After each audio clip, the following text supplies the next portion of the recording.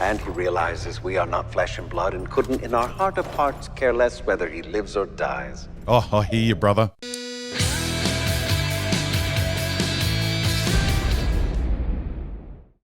So I've been off to see Superman, everyone's favourite superhero. Well, you know what I mean, he's pretty popular. And I've come away with mixed feelings. Some things I really liked, and some things were just baffling. Now, before we get into the meat of it, I do think that with this type of film, that these conversations, diving into it, only really apply to us film weirdos that love the back and forth of these discussions.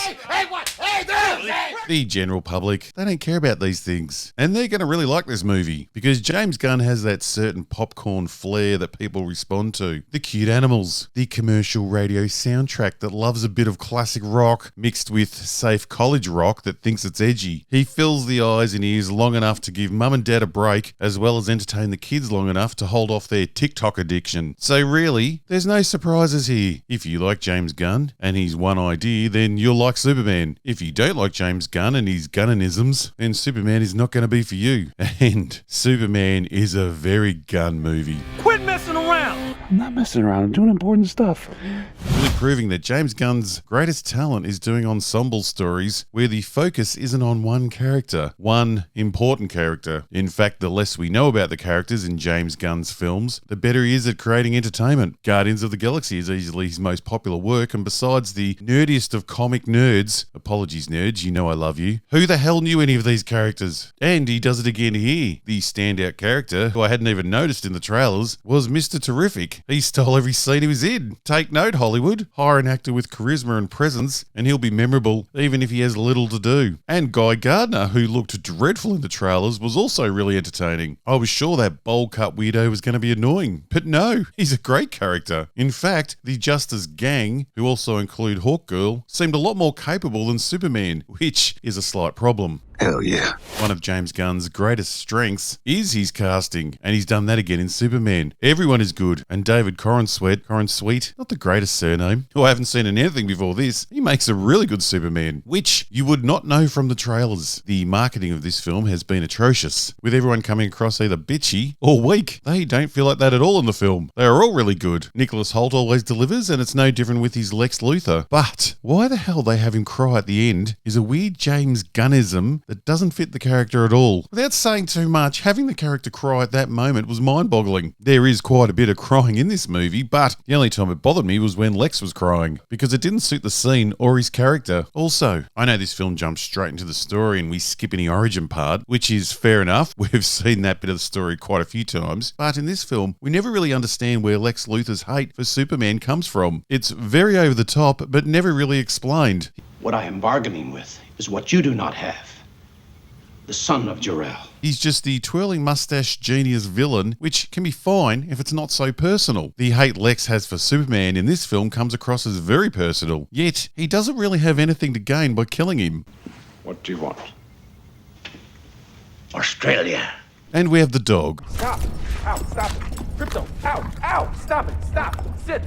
I expected to like this dog. James Gunn has made me like a lot of strange creatures over the years, so how could I not like a dog? Well, I didn't like the dog. Manic dogs are annoying at the best of times. A digital manic dog does not make it any less annoying. But before you get angry, dog lovers, it's okay. I like real dogs. Now the story. What a convoluted mess, with some okay ideas down to some really idiotic ideas. Parts of the script seemed good, while some parts were head scratches. Little things like the Superman robots having a running joke about being incapable of having feelings, i.e. whether the dog lives or dies. And he realizes we are not flesh and blood and couldn't, in our heart of hearts, care less whether he lives or dies. And then in the very next line, one of the robots is giggling with excitement that Superman smiled at them. And later, another wants to be called Gary. Pick a lane, James Gunn. Are these machines incapable of feelings? Because they keep displaying a lot of feelings. And then there are the big plot contrivances, like the whole story riding on the fact that the world's smartest man couldn't fake a video call.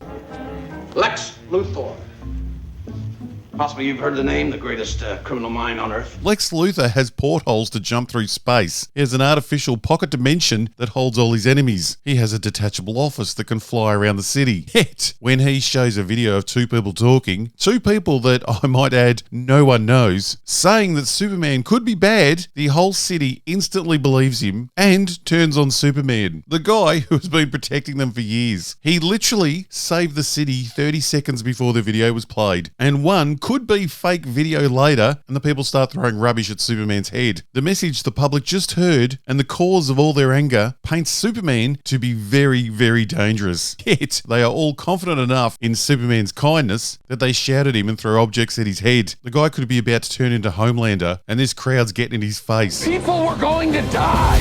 For Lex's message idea to make sense, everyone should be shit scared of Superman, but no one is. Luckily, our miscellaneous foreigners still believe in the power of the big S and don't instantly believe the questionable video. But not the US of A. They instantly hate Superman. But don't worry, part of that story is resolved with some selfie photos that are also instantly believed and never questioned. While we are on the crowd turning on Superman, their bravery against this super being is not a one-off. Multiple times we see people standing in the direct line of death, calm as anything. A massive monster is fighting in the street and adults and children just stand by watching. I mean, this kid is within feet of being squashed by the monster and doesn't even attempt to leave the area. An office gets firebombed and people blackened by the blast don't even leave the room. This kid stand on a street corner with their back to the action. They've got a building-sized monster behind them and they're not even looking that way. It's all very odd. You can just see that James Gunn has envisioned these heroic moments he wants to film, but hasn't bothered with any type of setup for those heroic moments. He just places someone where he wants them, no matter what's going on around them. The scenes would be a lot more exciting if the public's reactions to their impending deaths were a little bit more believable. But it is James Gunn, so you know comedy comes first. Everybody okay? And it's not just the humans that need saving who are conveniently placed around the monster. The monster himself, that is the size of a building, is gently placed in the middle of the city with zero damage around him. Not a damaged building, not a flipped over car, not even a broken tree. How did this thing even get here? Yes, I know he started off small and grew, but did he just grow in the one spot without moving? Because he seems pretty excited about destroying things. This level of story convenience, like Lois being able to fly a spaceship or the placement of the secret hideout on a beach that's within view of the city, really makes a lot of this film seem like a cheap 90s TV show, more than a high-budget 2025 movie, which might not be the worst thing in the world. God forbid we go back to the dark, over-the-top, melodramatic world of Snyder, but it's also hard to give high praise to a story that we have mostly seen before and done better. Superman. Miss Lane. James Gunn seems to be great at casting the right person for each one of his characters. He seems great at light-hearted interactions between acquaintances, great at filling your ears with early 2000s alternative rock that reminds you of your crush at school that never talked to you, but he really struggles with more meaningful relationships or concentrating on a single leading character, which is okay for other stories, but not so great for Superman. Hey, buddy. Eyes up here. Superman's not the worst time you'll ever have, but it's also not the greatest time you'll ever have. It just sits in the middle. But let's remember, if we get anything out of this, it's that Zack Snyder's been stopped from making any more Superman films. Why did you say that? And that we can all celebrate. Quit messing around. I'm not messing around. I'm doing important stuff.